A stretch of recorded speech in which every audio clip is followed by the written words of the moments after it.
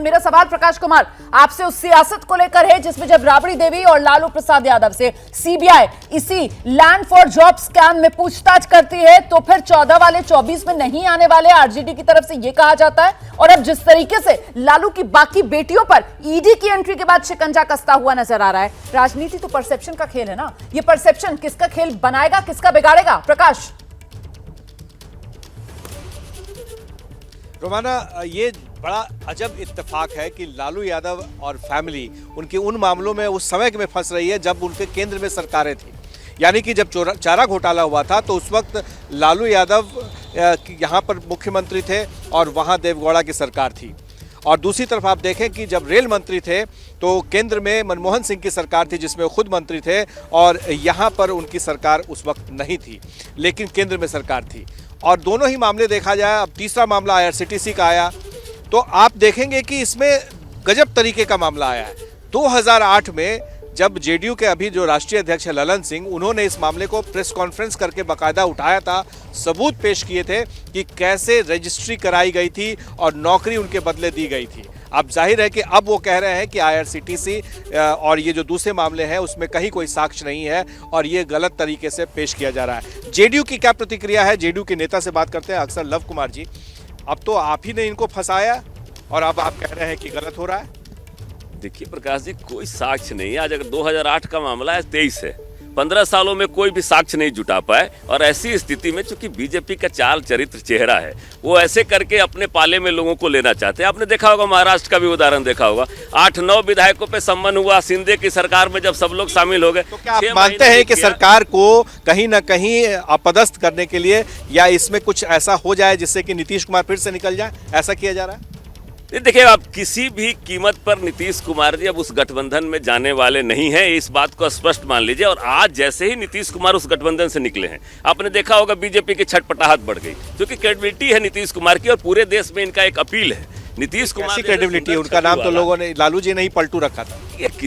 हमने सिर्फ एक गलती की थी 17 में, जो इनके साथ चले गए थे, और उसके बाद हमने जो आज शपथ खाई है कि 14 वाले 24 में नहीं रहेंगे, उसी की छटपटाहट है बीजेपी की। तो क्या आपको लग रहा है कि लालू फैमिली जो है, क्योंकि नीतीश कुमार इधर आ गए हैं, इसीलिए उन पर कार्रवाई तेज हो गई है? बिल्कुल, नीतीश कुमार जी के आने के बाद ही लालू परिवार पर कार्रवाई हो गई है। लेकिन लालू जी ऐसे मिट्टी के बने हुए हैं, बाकी लोगों जैसे नहीं है। हेमंत बिश्व शर्मा हो चाहे बाकी जो लोग, मुकुल राय इनके तरफ भाग के चले गए।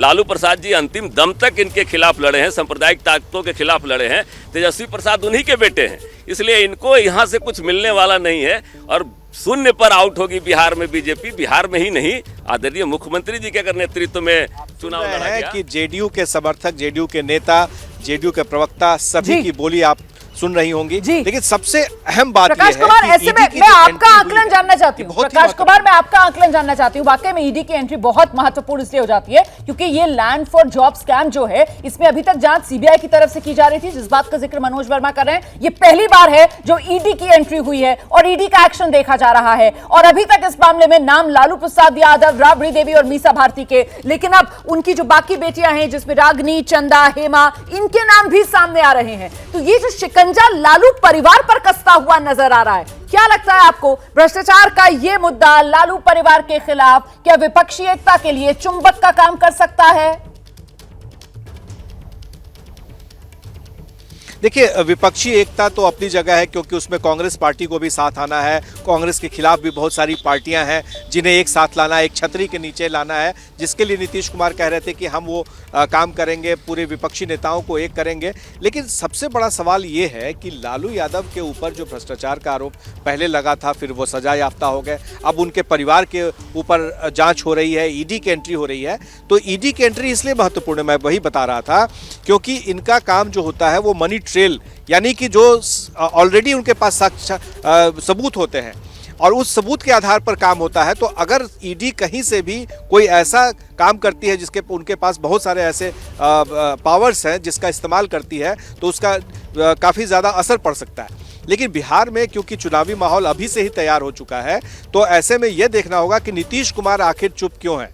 नीतीश कुमार कुछ भी क्यों नहीं कह रहे हैं। सिर्फ वो इतना कह रहे थे कि लालू यादव पर जो हुआ था, देखिए उस समय में हमको अलग हटाने के लिए उनके ऊपर कार्रवाई की गई थी 2017 में। नहीं, आप बड़ी बात कह रहे हैं। नीतीश की चुप्पी क्या कहती है? हालांकि नीतीश की पार्टी के लोग जो है वो बार-बार सामने आ रहे हैं और कह रहे हैं कि ये अगर कोशिशें की जा रही हैं कि किसी तरीके से महागठबंधन में दरार पड़ जाए, नीतीश कुमार दोबारा से बीजेपी के साथ चले जाएं, तो जेडीयू के नेता ये मुखर होकर कह रहे हैं कि ऐसा इस बार नहीं होने वाला। लेकिन चुप्पी नीतीश कुमार की अपने आप में बहुत कुछ कहती हुई फिलहाल नजर आ रही है। और ये तस्वीर आप देख रहे हैं अबू दुजाना, पूर्व विधायक आरजेडी के, जिनके पटना वाले घर पर इस वक्त ईडी की टीम मौजूद है, वही अपने घर की बालकनी में सामने आए, कुछ मीडिया से कहते हुए नजर आए। और जो जानकारी अभी कुछ देर पहले हमारे सहयोगी शशांक यहीं इसी घर के बाहर मौजूद हैं, पटना के फुलवारी शरीफ में ये घर है, वो बता रहे थे कि अबू दुजाना से ईडी के जो लोग हैं वो लगातार पूछताछ कर रहे हैं। जरा शशांक का रुख करते हैं, शशांक से जानते हैं। शशांक, अबू दुजाना नजर आए थे, घर के बाहर आकर क्या कह रहे थे बालकनी से? क्या मीडिया वालों को कुछ कह रहे थे? शशांक, देखिए जब भी राजद के नेताओं के यहाँ छापेमारी होती है या लालू परिवार के यहाँ होती है तो यही कहा जाता है कि हमें फंसाने की कोशिश हो रही है, जांच एजेंसियों का दुरुपयोग होता है। ये रटा बयान है जो बार बार दिया जाता है। मैं आपको जो सोर्सेज से जानकारी मिल रही है कि उनसे सीधा पूछा जा रहा है कि ये जो नौकरी के बदले ज़मीन ली गई, जिन लोगों ने जो लोग गए थे लालू के पास उस समय, उनको आप कैसे जानते हैं, इसमें आपकी कहां तक भागीदारी है, आपका क्या रोल है, इस तरह के सवाल जो है उनसे किए जा रहे हैं। और बता दें ये जो मामला है इसमें ईडी की एंट्री हुई है तो एक एक बयान उनका लिखा जाएगा और उसकी रिकॉर्डिंग भी होगी। इसलिए मुश्किलें लालू परिवार की और उनके करीबियों की इस मामले में जो है बहुत बढ़ सकती हैं। आप देखिए हम अबू दुजाना के आवास के ठीक बाहर खड़े हैं। पूछताछ का जो सिलसिला है वो अभी भी जारी है। एक एक कर उनसे सवाल जो है आज हमारे सोर्सेज बता रहे हैं कि दागे जा रहे हैं। अबू दुजाना के घर की ये तस्वीरें आप देख रहे हैं जहां से हमारे सहयोगी शशांक पल पल का अपडेट दे रहे हैं। शशांक बता रहे हैं किस तरीके के सवालों का सामना है इस वक्त ईडी के अधिकारियों के साथ अबू दुजाना को करना पड़ रहा है। क्या मजबूरी है मेरी, बताइए। मैं अभी आपको बताती हूँ कि मैंने ओए होए होए होए नमकीन के चटकारे लेते हुए टकटकी मार के डिबेट शो को पॉज रिपीट कर करके देख रहे हैं जोगिंदर जी। इनकी तरह आप भी देखें अपनी फेवरेट डिबेट्स को रिपीट कर और डाउनलोड कीजिए एबीपी लाइव ऐप अपने स्मार्ट टीवी पर।